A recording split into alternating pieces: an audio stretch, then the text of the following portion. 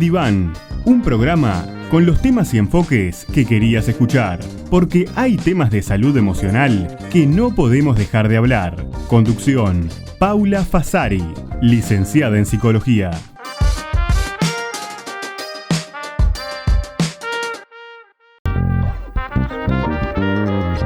¿Cómo están? Bienvenidos nuevamente a un nuevo sábado donde nos encontramos en Al Diván, donde nos reunimos para pensar acerca de temas que explican nuestro comportamiento, porque la psicología es eso, ¿no? La psicología es pensar sobre los comportamientos nuestros y qué explicación tienen desde la manera en que nosotros nos manejamos, bueno, cómo la psicología ha explicado nuestra manera de conducirnos. Siempre tratamos de generar en este espacio salud, tratamos de que se pueda pensar acerca de cómo generamos estos mejores espacios de reflexión, de pensarnos, de encontrar las mejores estrategias para estar bien. Y hoy vamos a hablar de un tema que nos toca muchísimo de cerca porque es algo que hacemos todos los días. Hablamos de las conductas y hablamos de cómo nosotros vamos a interpretarlas desde el punto de vista psicológico. Y el tema que vamos a comentar en el día de hoy, como te decía, es algo que hemos hecho desde el comienzo de los tiempos, desde el comienzo de la humanidad. Dormir es algo que hacemos todos los animales, todos los individuos de esta tierra.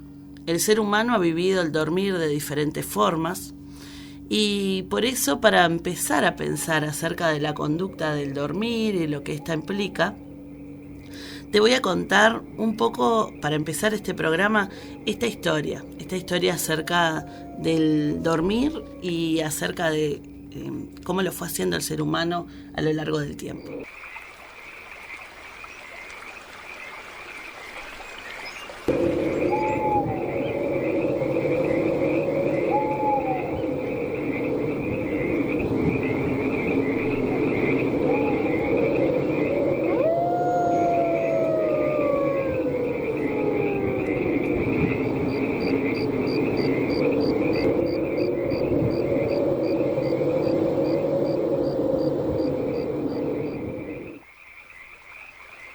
Esta historia que comienza es la historia del ser humano y del dormir. Hace mucho, mucho tiempo atrás nos movíamos de un lado al otro y dormíamos en cuevas y otros refugios que encontrábamos por ahí. Nuestros colchones eran un montón de hojas en el suelo y nuestras frazadas eran pieles de animales. Durante la noche había todo tipo de fieras salvajes, por eso dormir también podía ser peligroso. Luego hubo un tiempo en el que dormíamos en 2 etapas. Teníamos un primer y un segundo sueño, y entre uno y otro era común despertarnos en la mitad de la noche. Por eso la aprovechábamos para leer, escribir, orar, reflexionar, comer, tener relaciones sexuales, tomar medicinas o, por qué no, visitar a algún amigo. Fue el denominado sueño bifásico. Durante esa época, a la que llamamos la Edad Media, seguíamos durmiendo en colchones de paja, como lo hacían los romanos algunos siglos antes. Pero la verdad es que el colchón de paja, además de incómodo, era bastante sucio, y como juntaba todo tipo de bichos y enfermedades, teníamos que limpiarlo a cada rato. Sin embargo, a principios del siglo XIX, el primer sueño había empezado a expandirse a expensas del segundo y del periodo de vigilia intermedio también. A finales del siglo, el segundo sueño era poco más que darse vuelta en la cama para dormir 10 minutos más. Los manuales de los médicos de la época están llenos de consejos sobre cuántas horas hay que dormir y en qué tipo de posturas. Las guías de referencia también enumeran cientos de recetas para dormir bien. Entre ellas se encuentran las más extrañas, como cortar una paloma por la mitad y pegar cada mitad a cada lado de la cabeza. Y las más familiares, como bañarse en agua con infusión de manzanilla y usar lavanda. La gente también quemaba tipos específicos de madera en sus habitaciones, que se creía que ayudaban a conciliar el sueño. Los médicos aconsejaban a los durmientes que descansaran primero sobre el lado derecho de su cuerpo antes de girar hacia el lado izquierdo durante la segunda mitad de la noche. Se pensaba que descansar sobre la derecha, quizá durante el primer sueño, permitía que los alimentos llegaran a la boca del estómago, donde se digerían. Al girar hacia la izquierda, el lado más fresco, se liberaban los vapores y se distribuía el calor uniformemente por el cuerpo. Se cree que este hábito podría ser el origen de esta famosa frase de levantarse por el lado equivocado de la cama. En la segunda mitad del siglo XVIII, nuestra historia dio un giro, y ese giro se llamó la Revolución Industrial. Los avances tecnológicos aumentaron la producción de las grandes fábricas, que a su vez nos exigieron jornadas de trabajo cada vez más largas. Así, no queríamos vivir de esa forma y nos quejamos con un lema que decía 8 horas para trabajar, 8 horas para vivir, 8 horas para dormir. Es cierto que algunos avances tecnológicos también nos ayudaron a dormir mejor.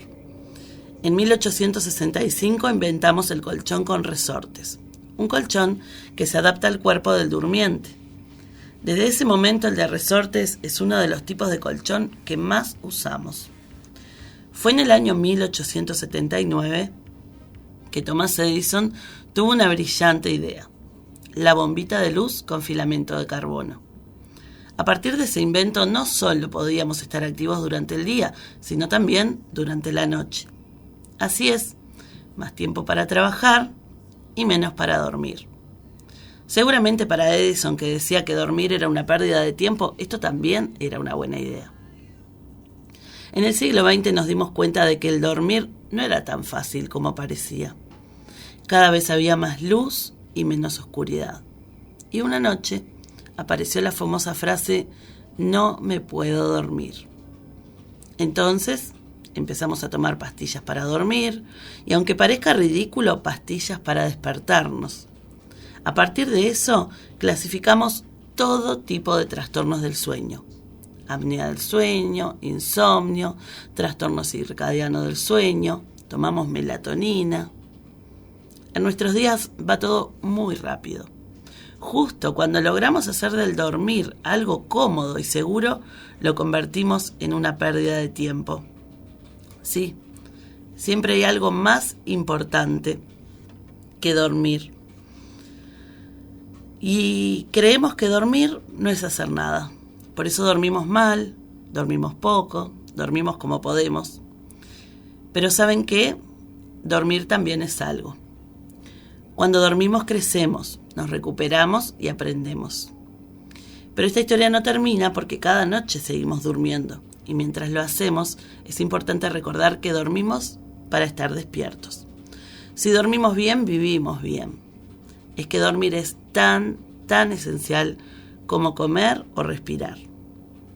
El sueño, en definitiva, siempre ha sido cultural, social e ideológico.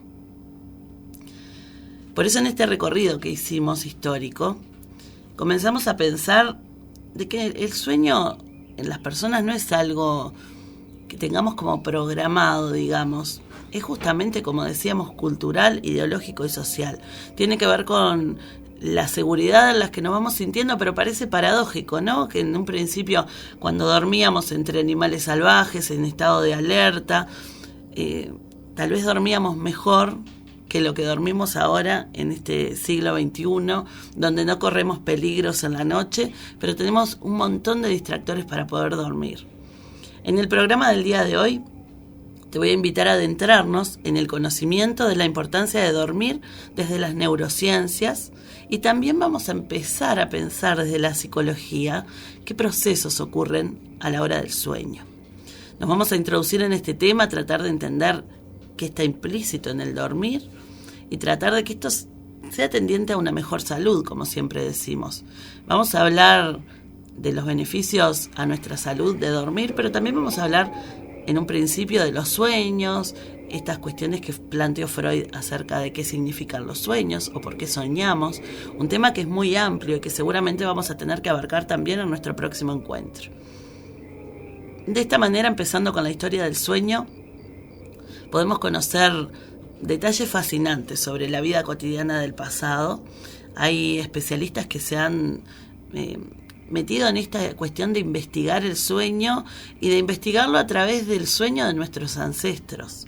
Somos el producto del sueño de nuestros ancestros y historiadores y antropólogos entonces han pensado sobre esto obteniendo una nueva perspectiva sobre qué significa tener una buena noche de sueño.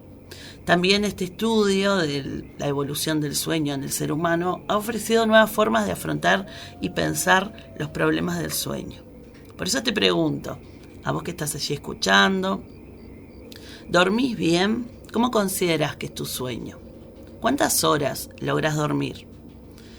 ¿Tenés un sueño liviano, que cualquier cosita te despierta, o por el contrario, dormís y cuando dormís y es difícil despertarte?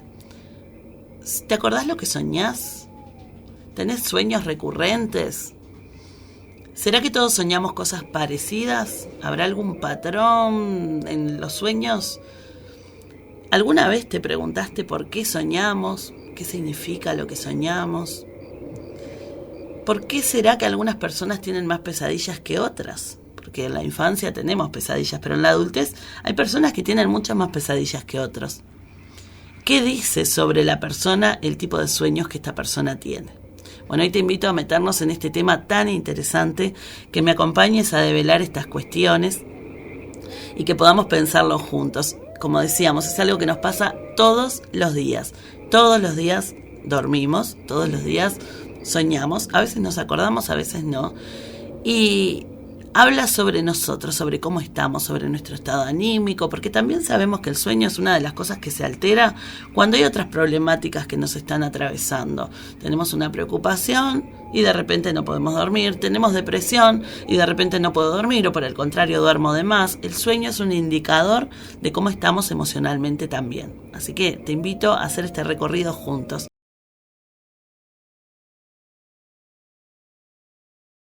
Bueno, y se ha experimentado con esta cuestión del sueño. Hoy estamos hablando del dormir, estamos hablando del sueño, de las condiciones del sueño, de cómo ha ido variando el sueño en nuestros ancestros.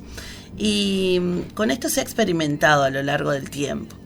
Han habido como muchas experiencias. De hecho, hay récord Guinness de personas que han estado mayor parte del tiempo sin dormir. ¿Quién aguantó más sin dormir, no? Y fue un adolescente de 17 años que estuvo 11 días, 25 minutos sin dormir, por allá por 1960 y algo. Pero son cosas que ya, por ejemplo, el récord Guinness no permite registrar récords de ese tipo, porque se pondría en peligro la integridad de la persona. Entonces ya no estimula que haya un explorar estas capacidades de quedarse despierto, ¿no? Pero se ha experimentado con el tema del sueño, y de hecho en un experimento publicado en 1995, 2 centenares de individuos estaban sobre unas cintas que se ponían en marcha cuando el electroencefalograma detectaba que empezaban a tener sueño. Al final de esa cinta había un balde lleno de agua. En los casos más extremos, a estos individuos se le privó del 99% del tiempo de sueño. Al cabo de unos días empezaron a comer de forma compulsiva y sin embargo perdían peso. Su ritmo metabólico se había disparado hasta el 200% y mostraban úlceras en la piel. Su sangre tenía niveles anormales de neurotransmisores y hormonas como la noradrenalina y la tiroxona. Y a las 2 o 3 semanas todos murieron. Obviamente esta investigación se hizo con ratas de laboratorio, pero muestra que no se puede vivir sin dormir. Y de hecho hubo un experimento similar que se llevó a cabo con gatos, en este caso, a los que se les privó del sueño mediante químicos suministrados por 15 días, y a los 15 días todos murieron también. Son experimentos que ya no se permite llevar adelante, pero que en otra época se hicieron y que trataban de medir esto, ¿no? ¿Qué tan importante es el sueño? Bueno, más complicado ha tenido la ciencia averiguar para qué sirve el sueño, porque sí sabemos que no podemos estar sin dormir, pero las investigaciones han tenido que desarrollarse mucho para tratar de investigar cuál es la utilidad del sueño.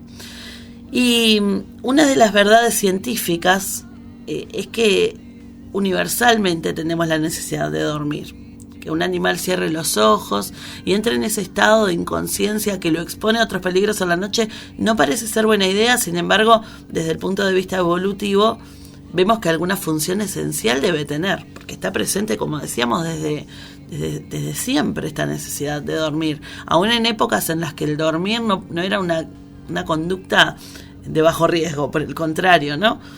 Hay unas pocas especies que de igual manera han desarrollado, o siempre tuvieron, no lo sabemos, una capacidad de dormirse a medias, como los delfines, que relajan un hemisferio cerebral cerrando el ojo de ese lado mientras que el otro sigue despierto.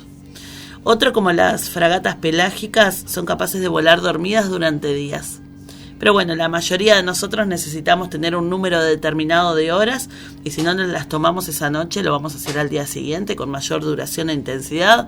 Si no pude dormir bien un día, bueno, la siguiente noche seguro voy a dormir mucho y más profundo. Con los humanos no se pueden hacer los experimentos que mencionábamos, ¿no? Son experimentos extremos y de hecho ni siquiera con animales, como decíamos, ya se hacen tampoco. Pero mientras las normas éticas eran menos exigentes, se hacían, y la conclusión general a la que se llegó en esos momentos es que la privación del sueño tiene un impacto generalizado en el organismo, desde las capacidades cognitivas hasta la forma de caminar. En este caso que yo les mencionaba de este adolescente que tiene el récord Guinness de haber estado más tiempo despierto, se notaba, por ejemplo, de que iba perdiendo capacidad de realizar tareas sencillas, ¿no? Se olvidaba de lo que estaba haciendo, empezaba a hacer cálculos y los abandonaba porque no recordaba qué era lo que estaba haciendo, y iba perdiendo también cada vez más esta coordinación para las actividades comunes como el hablar. Al fin del experimento él ya no estaba completando algunas pruebas que le ponían los científicos que estaban a cargo del caso porque él se olvidaba de lo que estaba haciendo. En ese caso comenzó en una feria de ciencias entre dos compañeros que querían sacar el primer lugar, demostrando el mayor tiempo que se podía estar despierto, y en aquel momento había un temor a que si tú no dormías podías morirte. Entonces él quería demostrar de que no te morías, pero que tenía un impacto. De todas formas, este adolescente después relató que esto le generó en su vida adulta muchos problemas para conciliar el sueño y lo responsabilizaba este experimento que llevó adelante. Pero bueno, como decíamos, hoy ya no se hacen este tipo de estudios, sino que en otro momento estos estudios se han basado en estudios en ratas, por ejemplo, que demostraron que aquellas a las que no se las dejaba dormir eran incapaces de recordar, por ejemplo, cómo llegar a un sitio en donde unas horas antes habían logrado encontrar comida. Otro trabajo con humanos recientemente mostró que el tiempo de reacción al volante era mayor en los que no habían dormido la noche anterior que entre los que superaban la tasa permitida de alcohol. Es decir, reaccionás mejor si estás alcoholizado que si no dormiste la noche anterior. Si no dormiste la noche anterior vas a reaccionar más lento todavía que si estuvieses alcoholizado. Una investigación develó hace unos meses que la incidencia de la demencia entre 8.000 funcionarios británicos cuando se jubilaban era mayor entre los que reconocieron haber dormido 6 o menos horas en las pasadas décadas. De hecho, se habla muchísimo de esto, ¿no? La cantidad de sueño que nosotros tenemos por noche, la cantidad de horas que dedicamos al dormir, podría ser un indicador de riesgo de contraer demencias o Alzheimer en nuestra vejez. Porque las horas de sueño reparan ciertas estructuras que si no tienen esta oportunidad podemos tener este tipo de problemas. Otro trabajo en un instituto tecnológico de Massachusetts demostró que los estudiantes que dormían menos tenían el peor andar en una cinta de correr. Y hay estudios con roedores que demostraron que dejarlos sin dormir debilita su sistema inmune. Entonces, bueno, podríamos concluir que el sueño se preserva bien, lo que implica una función básica esencial para la vida. Lo necesitamos. Cambian las condiciones que nos rodean, pero seguimos necesitando del sueño.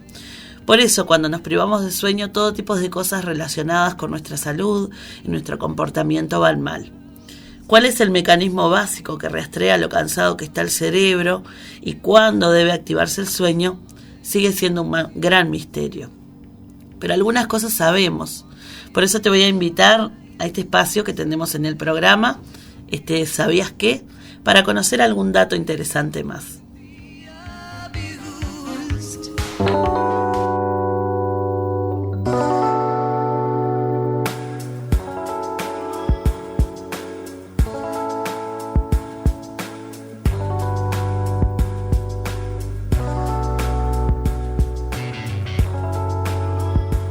¿Sabías qué?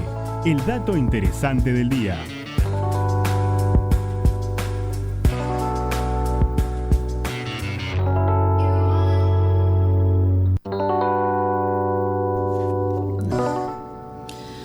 Y es que sabemos más de lo mal que nos sienta dormir, de lo mal que le sienta dormir al cerebro, que de lo bien que le viene hacerlo. Es algo que, como decíamos, siguen investigaciones y es una de las paradojas de la ciencia del sueño. Se acumulan pruebas y pruebas sobre las malas consecuencias de privarse de sueño, pero sobre las ventajas de una buena noche durmiendo, tenemos poca información. Hay más hipótesis que evidencias, de hecho. La respuesta más simple y habitual es que, como otras partes del cuerpo, el cerebro necesita descansar después de un duro día de trabajo y de recibir un montón de estímulos. El problema con esta analogía es que la actividad cerebral mientras dormimos no se detiene, solamente es diferente. En los seres humanos sabemos que la falta de sueño perjudica, por ejemplo, los recuerdos. En los animales también la falta de sueño afecta a la memoria en otros animales. Y sabiendo el efecto negativo de no dormir, se apuntala al positivo de hacerlo. Entonces, podríamos decir, como dato interesante, que el sueño fija lo que aprendemos. El cerebro básicamente ensaya durante el sueño lo que ocurrió cuando estábamos despiertos, en los momentos de vigilia. Se cree que este proceso de reactivación permite el refuerzo gradual de los recuerdos a lo largo del tiempo. En particular, en nuestro cerebro tenemos una estructura que se llama el hipocampo, que es una estructura crucial para la memoria de eventos contextualizados, qué ocurrió, dónde ocurrió, cuándo sucedió, quiénes estaban, este tipo de recuerdos. Esta estructura reactiva patrones neuronales de vigilia durante el sueño, en eventos cortos, coordinados, a las que se les llaman ondas.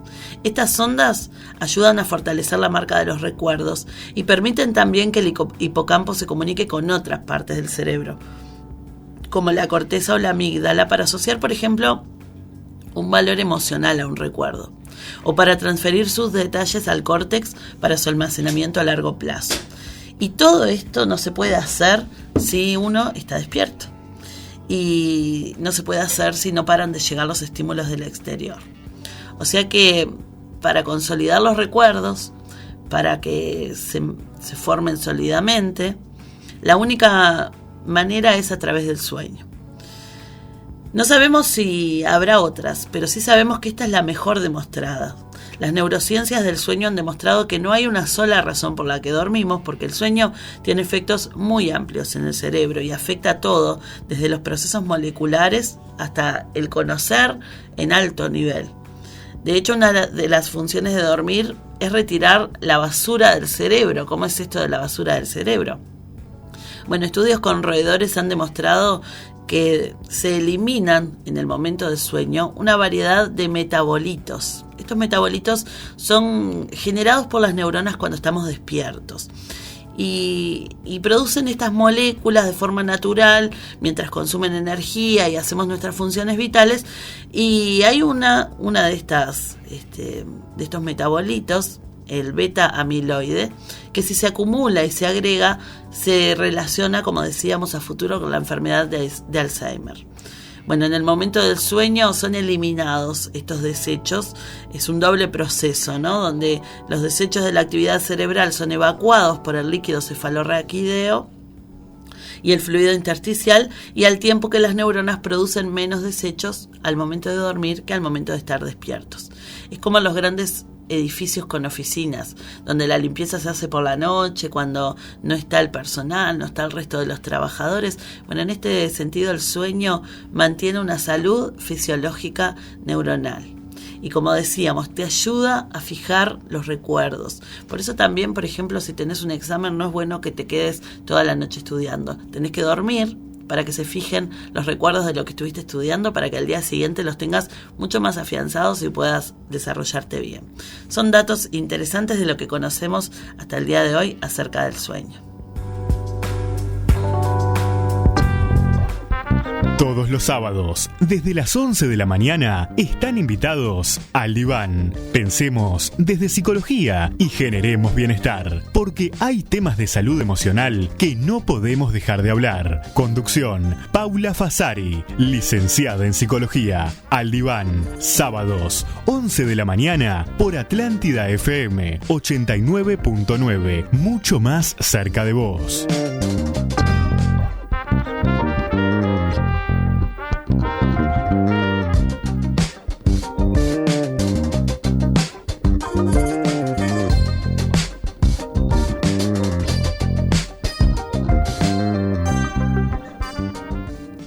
Bueno, entonces si dormir tiene tantos beneficios, ¿por qué se duerme tan poco y tan mal? Si bien la mayoría de los estudios de laboratorio han demostrado los efectos positivos del sueño, nosotros, ya sea por necesidades laborales o personales, podemos preferir dormir menos. Algunas personas pueden decidir que vale la pena hacer concesiones y dormir menos que lo que los expertos recomiendan. Y de hecho en Uruguay la media de horas que duermen los adultos es de unas 7 horas. 1/3 de los mayores duermen menos de esa cantidad, existiendo además una clara diferencia entre el campo y la ciudad. Los que viven en la ciudad duermen peor. El sueño arrastra una imagen de actividad improductiva desde hace mucho tiempo, como decíamos. Hay una cierta idea de que los inteligentes, los productivos, los triunfadores duermen menos. Y además en países como este los horarios tardíos no ayudan y el uso de las pantallas también ha terminado por empeorar las cosas. Hoy en día hay, escucha bien, 80 trastornos del sueño reconocidos. 80 trastornos del sueño, muchísimos. Como decíamos, patologizado totalmente esta situación del sueño. Vamos a escuchar un fragmento para desbloquear un recuerdo de la infancia de muchos de nosotros. Si Dios quiere que descansen bien, llegó la hora de acostarse y soñar también, porque mañana será otro día. Hay que vivirlo con alegría. Hasta mañana, si Dios quiere que descansen bien, llegó la hora de acostarse y soñar también, porque mañana será otro día. Hay que vivirlo con alegría. Todas las horas del día hay que pasarlas muy bien. Bueno, y este simpático personaje que conquistó el corazón de los niños en muchísimos países nos invitaba a dormir un poquito más de las 8 de la noche. Ahora, hoy, ¿qué niños se acuestan a las 8 de la noche? Yo tengo recuerdos de que mis padres más o menos 8:30 me mandaban a la cama, a las 9, era como tardísimo, ¿no? Pero ¿qué ha pasado con el sueño? Hasta en estas cosas donde incluso aquellos personajes como el Topollillo nos invitaban a dormir temprano, ya a nadie se le ocurre que un niño a las 8 de la noche esté durmiendo. Pocas familias, creo yo, fomentan un sueño temprano para que el niño duerma más tiempo. De hecho, creo que antes era mucho más sencillo que los niños durmieran temprano, pero a medida que avanzan los años, esto se ha convertido en una tarea cada vez más compleja. Hemos visto que el uso de dispositivos como las tablets o los celulares antes de ir a la cama reducen el sueño entre 17 y 45 minutos por la noche, dicen los especialistas. Se ha comprobado que 2 horas con un dispositivo reduce un 20% la producción de melatonina, una sustancia que nuestro cuerpo produce y que es necesaria para dormir. Por eso tenemos niños que muchas veces tienen un sueño inquietos, se levantan, caminan toda la noche, llaman a sus padres, y esto es producido a veces por la reducción de la melatonina, que no permite dos cosas: o conciliar el sueño a niños que les cuesta mucho dormirse, o por el contrario, una vez conciliado, les cuesta mantener el sueño. Vivimos en un mundo de estímulos y todos estos estímulos afectan nuestro dormir. Bueno, y estamos en este día, estamos pensando sobre el dormir, sobre el sueño, estamos pensando sobre los efectos del dormir o del no dormir sobre nosotros, pero llegó el momento de pensar acerca de del por qué soñamos. Vamos a abordar una de las preguntas más interesantes e inquietantes. Veamos qué han dicho los expertos y la comunidad científica al respecto. William Shakespeare decía: somos del mismo material del que se tejen los sueños. Nuestra pequeña vida está rodeada de sueños. Entonces vamos a comenzar pensando cuánto soñamos. Y los estudios lo que han demostrado es que pasamos una tercera parte de nuestra vida durmiendo y sin embargo solo soñamos en fases de pocos minutos. Si calculamos un promedio, según las investigaciones, se calcula que a lo largo de nuestra vida soñamos cerca de 6 años enteros. Durante este proceso el cerebro se activa y necesitamos para eso el flujo de sangre que sea el doble del necesario para estar despiertos. Solo una parte del cerebro deja de funcionar mientras dormimos, que es el centro lógico. Por eso al momento de soñar, podemos soñar las cosas más disparatadas que se te puedan imaginar. Y seguro, en este momento estás escuchando y recordás esos sueños disparatados que alguna vez tuviste. Porque se inhibe ese centro lógico. Entonces esto lleva a que podamos tener estas creaciones en nuestros sueños que son tan locas a veces y que decimos, ¿cómo pude soñar eso? ¿Qué relación tiene esto con mi vida, no? Y lo que ocurre también es que por esta razón los sueños adquieren matices de irrealidad.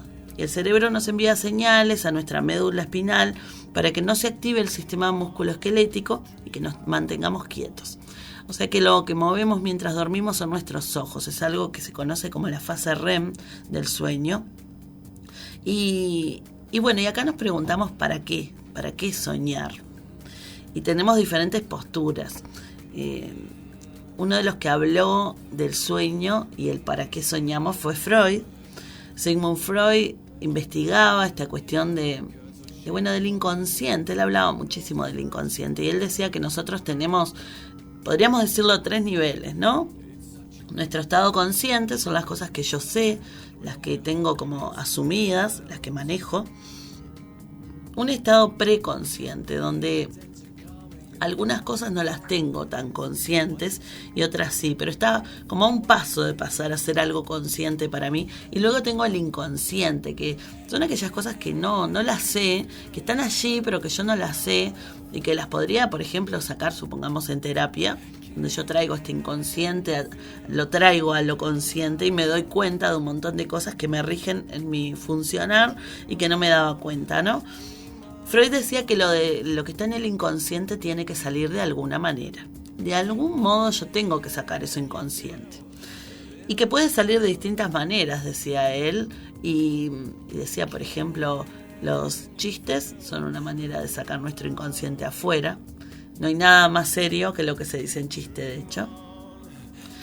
Decía también que los sueños podían ser una forma de traer a lo consciente o de permitir emerger, aunque sea por momentos, algo inconsciente. Y sobre todo él decía que nuestros sueños se componían de 2 cosas. Se componían de restos diurnos, es decir, que cuántas veces nos pasó esto, que escuché hablar sobre algo, no sé, estaba hablando sobre un león y soñé con un león. Estaba hablando sobre una tormenta y soñé con una tormenta, o escuché o vi una noticia o lo que sea, ¿no? Entonces, este tipo de sueños son restos diurnos, cosas que me quedaron del día y que mi cerebro las utiliza durante el sueño. Pero Freud decía además que nuestros sueños se componían de deseos reprimidos. Entonces, en el sueño yo también podía poner en escena aquellas cosas que no me animaría a hacer en la vida real. Entonces puedo soñar que soy agresivo con alguien que quisiera ser agresivo y no lo soy, o puedo soñar con tener relaciones sexuales, o puedo soñar con seducir, ese tipo de sueños, decía Freud, que tenían esta función de resolver cosas que están en nuestro inconsciente y que las traemos a través del sueño para permitirle dar un canal de salida a esas cosas, ¿no? De hecho, a veces nosotros siempre estamos reprimiendo algunas cosas, ¿no? Es así para que podamos vivir en sociedad. Y al reprimir, a veces lo que hacemos incluso en el sueño es soñar algo que, a ver si a ustedes no les pasó esto, que soñás con una persona que luce diferente a vos. Vos ves a esa persona en el sueño Y es distinto a vos, no tiene tu cara, no tiene tu físico, no sos físicamente vos, pero vos sabés que sos vos, esa persona. Y esa persona en el sueño hace diferentes cosas, y esto es como una manera de resguardarnos, de que estamos cumpliendo con un deseo reprimido que está cumpliendo esa persona del sueño, pero protegemos diciendo, pero no soy yo, porque tiene otra apariencia. Bueno, hay muchos mecanismos que yo te voy a invitar a que el próximo programa nos metemos de lleno en esto, en el sueño y la interpretación de los sueños y lo que significan desde el punto de vista psicológico. Como decíamos antes, el sueño cumple la función crucial de desechar y seleccionar recuerdos también. Entonces, como decíamos, si vas a dar un examen, no te pases la noche estudiando, dormí y consolidá la memoria. Cuando soñamos también, nuestro cerebro a veces hace otras cosas más, además de las que te mencionaba. Por ejemplo, intenta solucionar problemas que nos ocupan en el día. El sueño es una buena forma de resolver problemas que nos ocupan en el día. ¿No te pasa que a veces decís, bueno, lo voy a consultar con la almohada? ¿Por qué? Porque al dormir, nuestro cerebro procesa todas las informaciones, aquellas que nos ocupan y nos preocupan, y nos permite asumirlo de una manera menos angustiosa al día siguiente. Se han hecho experimentos, de hecho, de mostrarles a personas los estímulos con imágenes y cosas, ¿no? Donde, bueno, se les muestra estos estímulos sin que duerman entre medio de estos dos estímulos, o se les muestra uno de noche antes de dormir y otro al día siguiente a la mañana, y las reacciones de estos individuos que han participado de estos estudios han sido muy diferentes. Los que durmieron lo afrontan con otras herramientas y sin angustia. O sea que el cerebro trabaja para resolver problemas que nos ocupan en el día, y si no conseguís resolver un problema, posiblemente tu solución sea dormir una noche reparadora de sueño. El sueño también, como decíamos, es un reflejo fiel de lo simbólico que está en nuestra mente. También aparecen nuestros miedos y nuestros deseos, como decíamos. Por eso las pesadillas traen esos temores. Si yo tengo miedo a las arañas, puede que yo sueñe con arañas. Pero también a veces aparecen miedos como la falta de confianza en uno mismo. Soñar, por ejemplo, que estoy desnudo en un espacio público. Bueno, este sueño de la vergüenza o de la vulnerabilidad son sueños que muchas personas refieren como que los han tenido alguna vez. Pero a veces es el sueño el que también nos ayuda a eliminar esos temores. Esto señalan muchas teorías, que al soñar con eso que nos da miedo en un contexto diferente, lo que ocurre es que rebajamos ese temor. Bueno, no siempre ocurre, es cierto, pero puede servir como una vía de escape.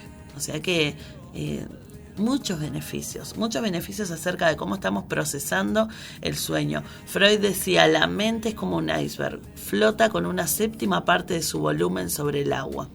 Y bueno, y el resto de ese iceberg, que es nuestra mente, que mencionaba Freud, lo vamos conociendo y lo vamos canalizando por otras vías. Freud es sin duda una de las figuras más relevantes que estudió lo relacionado con el sueño.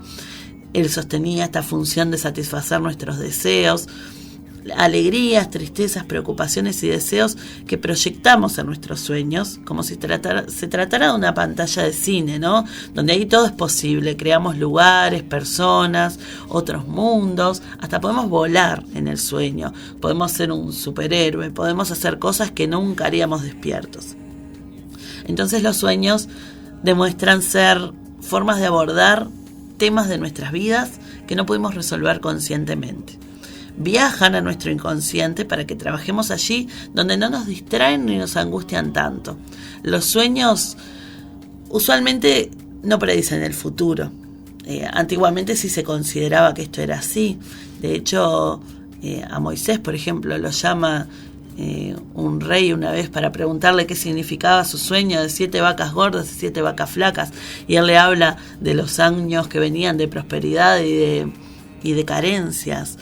Pero esto del sueño como predictor de futuro es algo que en realidad no podemos decir que nuestros sueños siempre predicen el futuro o que tienen esa función. Pero lo que sí predicen, y muy fielmente, son los problemas que vamos a tener que abordar. Por lo tanto, los sueños son herramientas valiosas. Nos permiten tomar un atajo hacia el núcleo de problemas importantes desde el punto de vista psicológico, pero que no se manifiestan de otra manera. Freud fue el primero en que intentó explicar los sueños dentro de un marco científico. Él veía en ellos una expresión camuflada de impulsos sexuales y agresivos inconscientes. Los sueños no abarcan solo deseos, sino también, como vimos, preocupaciones, temores, intereses. Si yo tuviera 100 de los sueños que tuve recopilados a lo largo de varias semanas o meses, vería en esos 100 sueños algunos temas constantes, algunas consistencias y algunos temas que se repiten. Esto es por las vivencias, como decíamos, que se vinculan a lo que me está ocurriendo y que es lo que yo voy a soñar. Aunque hay temas que son particulares de cada persona, también hay los que nos conciernen a todos.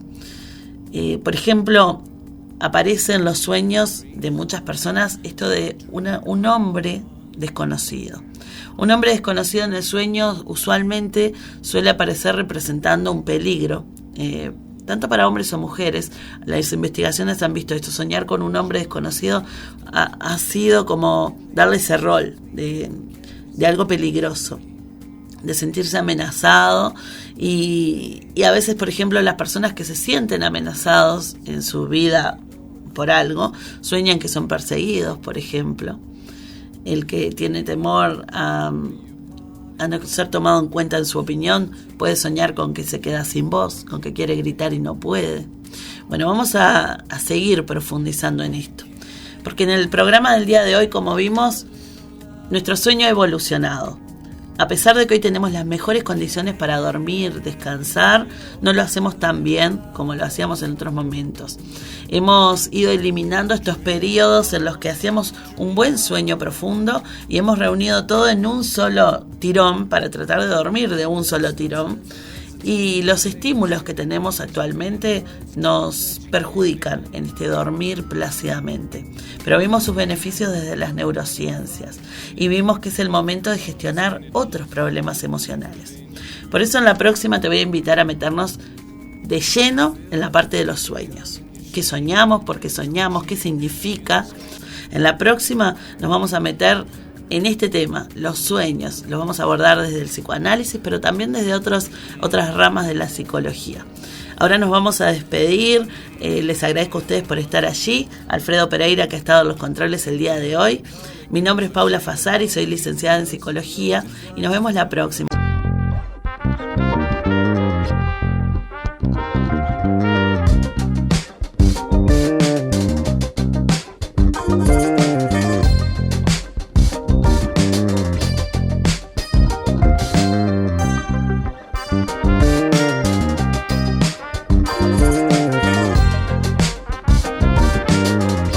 Aquí finaliza una nueva edición de Al Diván, un espacio con los temas y enfoques que querías escuchar, porque hay temas de salud emocional que no podemos dejar de hablar.